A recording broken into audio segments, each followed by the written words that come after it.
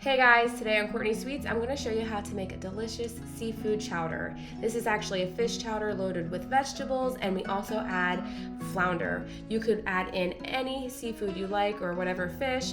We just chose flounder because it's what our kiddos love. And we also made this dairy-free as we have someone with a dairy allergy in our home. And it's so easy to make. So we're going to start by browning up and crisping up this bacon in a Dutch oven.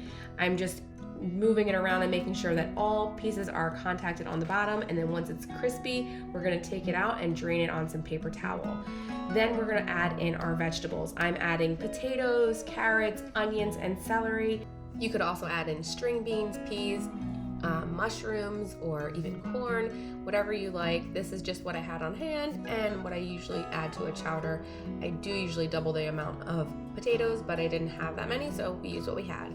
I like to add thyme. It's a great earthy flavor and it's perfect for soups. I also add salt and pepper. Then don't forget we're adding that bacon grease, so it gives it a lot of flavor because we're also going to add the bacon back to this pot, and you're just going to salt it to taste, as well as the pepper if you like it more peppery or if you like more salt. I actually add a little bit of pepper once I serve myself, so it's not as spicy for the kids. And I also like to add in some cayenne sometimes. Then like I said, we're going to add in some crispy chopped bacon that we made earlier. We also reserve some so we can sprinkle it over the top of the soup once we serve it. And then you're just gonna give that a really good mix. Now we're gonna add some liquid to allow the vegetables to really cook down. This is milk mixed with water. I'm actually using an oat milk, but if you're not dairy free, you could use any, heavy cream or regular whole milk. I'm actually using full fat Oatly, which is really delicious. And then I'm also using 2 cups of water. Now you could also use 2 cups of fish stock. You could also use 2 cups of vegetable broth, or your favorite homemade, chicken broth or something, but we're going with water.